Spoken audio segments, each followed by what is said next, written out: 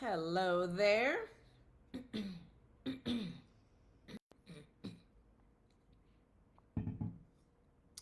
Something in my throat. Hello, everybody. So, we're talking about Hassan's birthday adventure for 2026. Okay. And if you watched the last live video in the group, then you will have already learned that Hassan chose to go to Universal Epic in Orlando next year. So what I told you I would do is break down our process, our budget, trying to make this a budget trip. Now, usually we don't try to make it a budget trip. Usually I just, that's why I plan a year in advance so that I'm like, okay, this is how much it costs. This is how much we need to save, okay? So that it's paid off by the time before we leave to go on the trip. But what I revealed to you is that Hassan is possibly or he is, it looks like he will be eligible to live in assisted student housing starting at the beginning of next year. So there are costs involved with that. So therefore, we're going to have to, make this a trip that, is very budget friendly. Okay. And whenever I say we don't consider costs, what I'm saying is that it's not usually a budget trip. We're not spending, $800 a night. You know what I mean? We usually typically try to spend around $300 a night or so for our hotel, depending on where we want to stay. But for this trip, it needs to be a budget friendly trip. And what I had already revealed was that accommodations, flight, rental car, park tickets, and food, if I do it right, it's going to be less than $2,600 for all of it. And I said that I was going to talk to you about how I'm breaking this down. So in today's video, we're going to talk about our accommodations. We're going to talk about how we choose our resort and what we chose and how much it's going to cost. Okay. Now, when we're choosing a resort, we have to consider a couple things because what we're not going to do is what I mentioned before is that we don't stay in roach motels. We don't do that. I don't care if it's $59 a night or $89 a night. We don't okay? And when we plan for the trip, there are certain criteria each resort needs to have in order for us to enjoy our vacation. Because to me, maybe you feel different. I know a lot of people who do feel differently. But for me, the resort or the hotel is part of the vacation.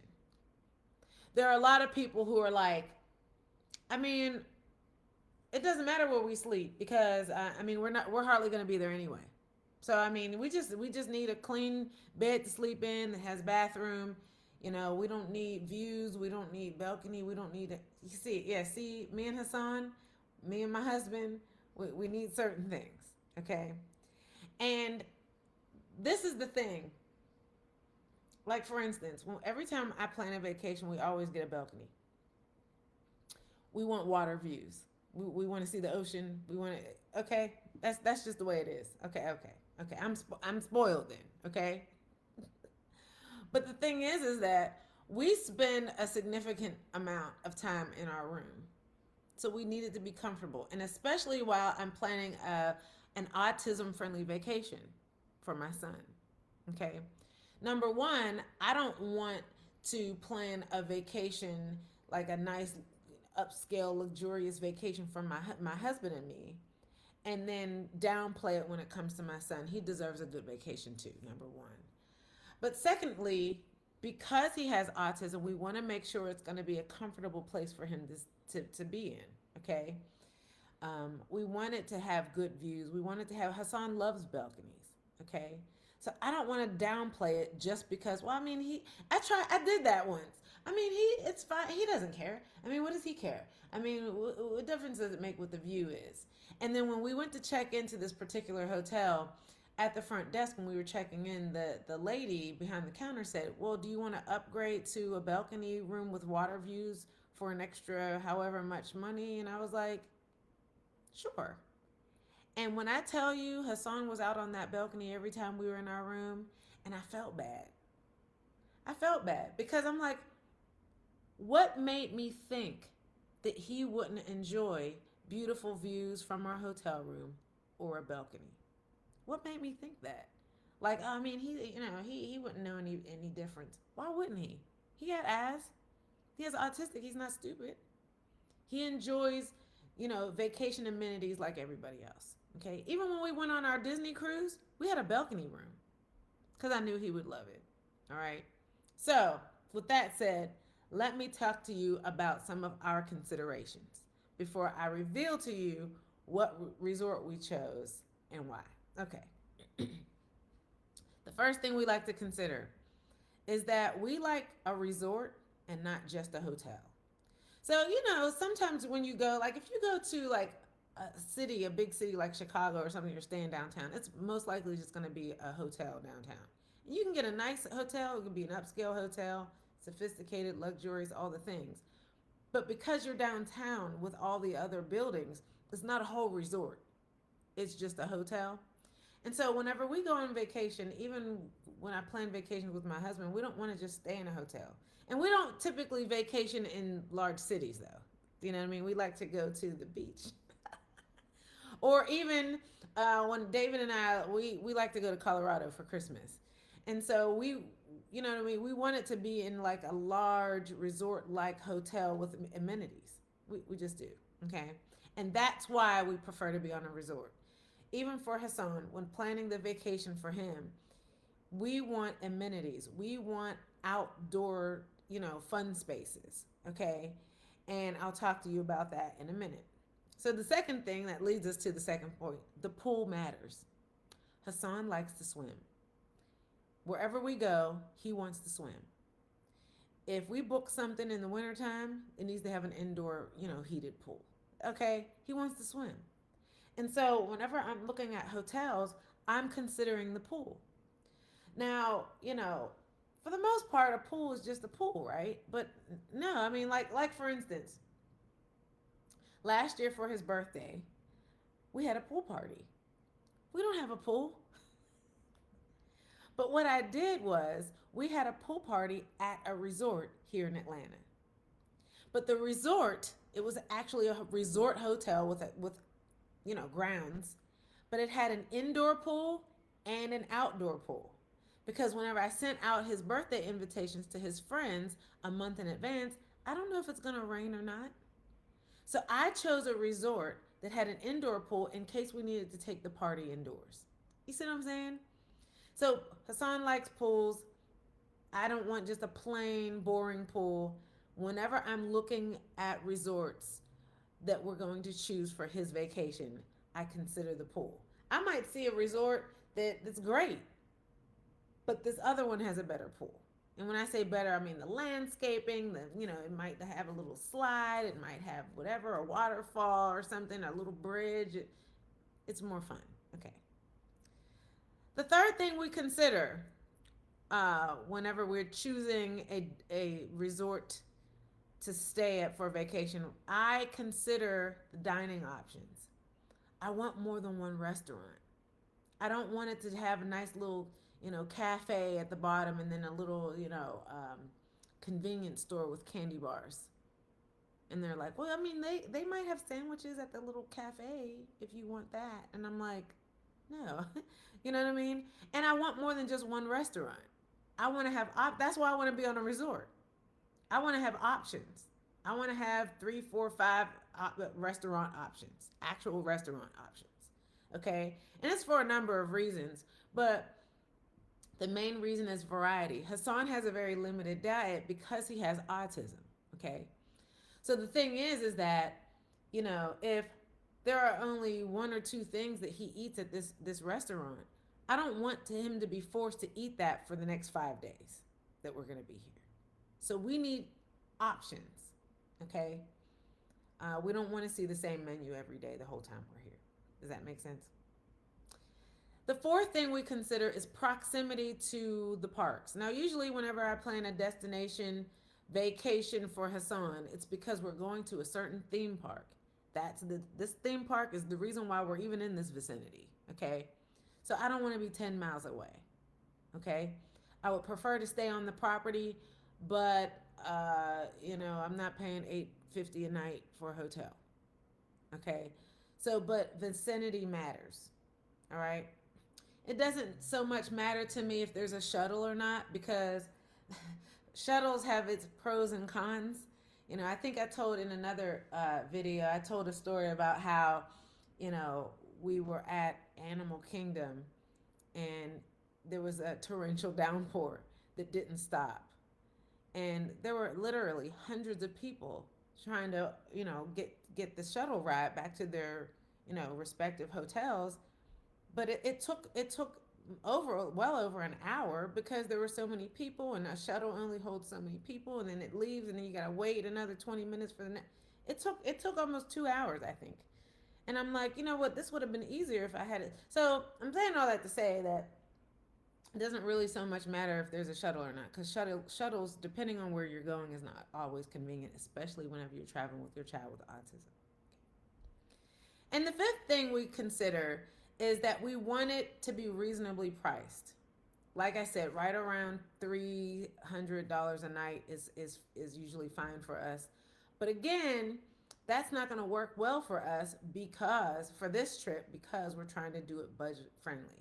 Okay, if I get a hotel or a resort hotel that's around $300 a night plus taxes and fees, and for 4 nights, that's going to be well over $1,500. You know what I mean? So you know, because taxes and fees are probably almost $100 per night. You know what I mean? So that's gonna be too much. So my thing is that I need to find a resort hotel that has all of my considerations that meet all of my needs and get it at a budget price. Okay. So, since we're going to Universal Epic, Universal Studios has Universal Hotels. Okay. And just like Disney, they have their, value, moderate, and deluxe priced hotels and resorts. I don't typically stay at value hotels. And even if it's in a lower price bracket because it doesn't meet my needs regarding the considerations I mentioned. What I've learned about Disney and Universal's value resorts is that they typically cater to smaller or younger children. You go there and everything is so, oh yay, little cartoon caricatures all over the place and they have little playgrounds and it's for smaller children. Hassan is 26. Now, even though he likes Disney and he likes, animation, he likes animation because he's an artist. He's literally in his 4th year at Georgia State for videography, photography, and digital editing and art. He takes a lot of art classes. He can draw. When I tell you he can draw any animated character, any. So he's like a professional. He doesn't need to be with the babies, the toddlers, the stroller people. You know what I mean? He doesn't want to play at the playground. He doesn't want to splash around in their little splash pool. So that's not what we're looking for. You know what I mean? Also, what I noticed about value resorts at Disney and at Orlando Universal is that they have quick bite and food court dining options. The problem that I have, well, you might say, well, Teray, a food court will give you some variety. The problem is that it's fast food, it's fried food, it's, you know what I mean? We don't want that. I want sit down dining options, even if we don't sit down. Listen, I don't even need room service. I'll sit in my room, call that restaurant, and say, "Can I get that to go? I'll pick that up in 20 minutes," and go downstairs, down the elevator, walk across the lobby, get that, and then take it back up to my room. But at least you made it in your kitchen, and it's not just in your fried whatever you're flipping burgers or whatever. We don't want that for 5 full days. Okay. Again, people with autism are very sensitive, even to foods. Even if it's not a food aversion, if I give him fried foods, every day for almost a week, that's going to mess with his system. Okay? And that's for any kid, really. It's not just for kids with autism. Okay. Another thing about these value resorts, a lot of times their design and their decor is very casual and very pedestrian. Again, that's not a problem for small children. They don't care. Again, it's not a problem if you don't really care where you stay and you're like, we're literally gonna get up in the morning and be gone until, bedtime, and then we're gonna sleep and we're gonna get up and do that every day. We're not, okay? And again, I don't want to cheapen Hassan's experience just because it's his vacation and he has autism. He's an adult. I want to teach him to enjoy, nice, resort hotels that have him in mind and not just a bunch of little kids. If that makes any sense. I don't know. Call me bougie, whatever. But it's a consideration that I'm willing to keep in mind even whenever we are vacationing on a budget. Okay, and I'm about to show you how we did that. What I noticed though is that universal value resorts are a little pricier. So they're, they're not as low priced as Disney, which makes me think that Disney's about to raise their prices. But for what Universal is charging, we can afford to not be in one of their value resorts with their very limited amenities. Okay, and then of course I don't like their pools. You know what I mean? So let me tell you what we chose. I chose a resort that's only 4 miles, 17 minutes away from Universal Epic. So once I go and I rent a car, 15, 17 minutes, and we're there. Okay, it's not 10 miles away. It has its own full water park, complete with a lazy river and a wave pool. It's got like the slides and everything, and it's only like, if you stay at the resort, I think it's $15 a person. Okay. It has a spa. It has 5 restaurants or dining options. It has a marina, so it has water. It has beautiful views. Bike and boat rentals. Hassan's not getting on a bike or a boat, but I mean, we can at least people watch. It's an option, okay? They have mini golf, they have escape rooms, and they have a walking trail. So it's a whole resort. The prices. This price, based on these prices, will cost us about $700 for 5 days and 4 nights for all of this. This resort meets all of my criteria. Okay. In June, the prices, depending on the day, range between $136 a night and $197 a night. In July, it ranges between $162 a night and $206 a night. And in August, the prices per night range from $135 per night to $157 per night. Okay?